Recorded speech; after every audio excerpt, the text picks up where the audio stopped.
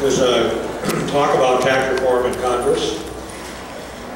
You have to remember, the last time we had this was 1986.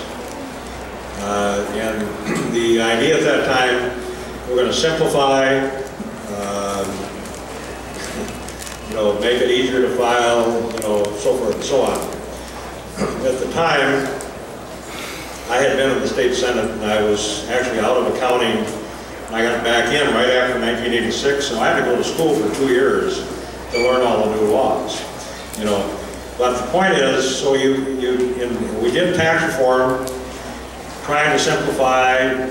We lowered the rates, made some good moves in that direction. But we ended up with a more complicated situation than we had before we started.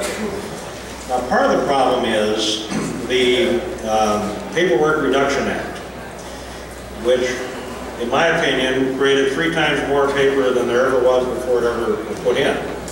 This is one of those ill-gotten ideas, that somebody came up with, that actually literally causes more paperwork than it solves. So that's part of the problem.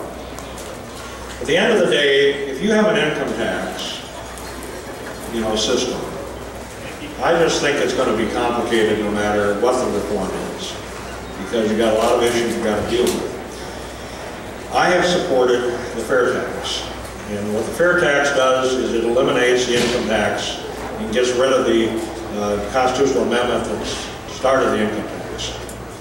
And what it does is it puts in a retail sales tax that's paid at the retail level by personal people, not on business. So farmers wouldn't pay it, businesses wouldn't pay it, we pay it when we buy something. And so to some extent you control the taxes that you pay. Because if you buy something, you pay. If you save, you don't pay. So it has good incentives from my point of view. Makes it simple. You can collect, you can have the states collect it along with the sales tax. You can, it also gets rid of the IRS. So, and, it's, I think, got a lot of merit. I was a co-sponsor of this bill, have been, and been on a tour one time supporting it, because I was assured that President George W. Bush was going to make it a priority, which he never did. So now they're back talking about tax reform again. I don't know. We need to lower the corporate tax rate. We need to simplify things. I have supported to get rid of the estate tax. I'm not sure we need to go that far, but clearly we need at least a $10 million exemption, to get farms out of it and so forth. So stay tuned. Paul Ryan says we're going to have tax reform. They're talking about doing it to fund the highway bill, which I don't know if I necessarily agree with. But bottom line, it's a very hard thing to do if you don't get rid of the underlying system. If you have an income tax, I think we're going to have a complicated system. The only way you're ever going to simplify this is to go to something like the fair tax, but it's a radical change from what we're used to. Mark's question was on tax reform, and this is where I want to, if each of you just think about this, this is one of those issues too, is depending on where you're at on the political spectrum, you hear different things when you hear someone say tax reform. If you're on one side, you hear, oh, that means we're going to increase taxes on the 1%. If you hear it on the other side, it's people don't want to pay their taxes. It goes back to what I was saying earlier. Tax reform is absolutely critical. Nobody's going to dispute it's too complex. I'll tell you how I know they're not going to dispute it's complex.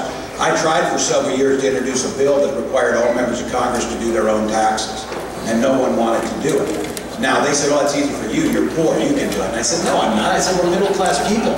But middle-class people can't fill out their own tax returns. That ought to tell you something.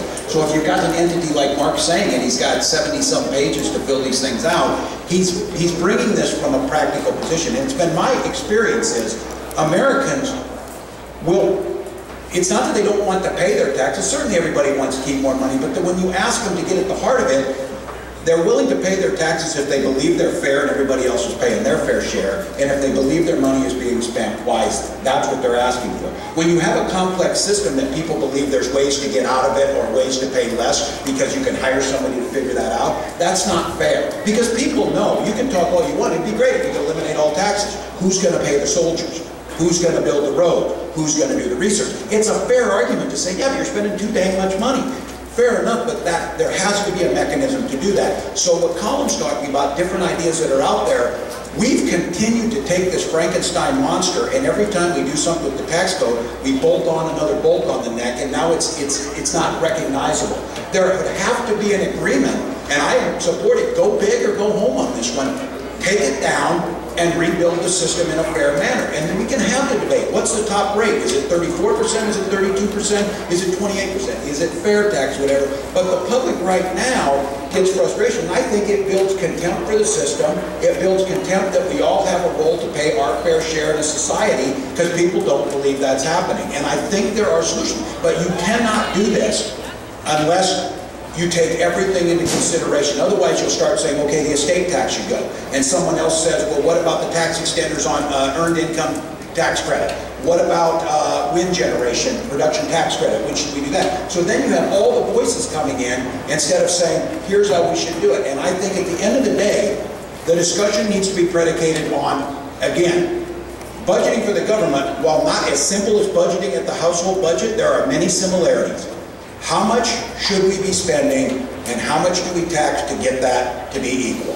And then we can have the debate on where that number goes. But to have no idea and have it to be so complex, because this is where it leads to contempt and frustration. An example of this is when companies offshore on the corporate tax. Because then you hear they're unpatriotic, they're un-American, they took their profits and went overseas, or someone says they did that because it's unfair here and you have the highest corporate tax rate. It creates this system of distrust. Here's what I would say about it. If it's legal in the tax code for them to do that right now, it's pretty hard to argue against them doing that. If your complaint is that they're doing it, then you figure out a way to do it. I would argue from my position, the corporate tax rate doesn't generate that much money. You would generate goodwill and a simplification if you got rid of it.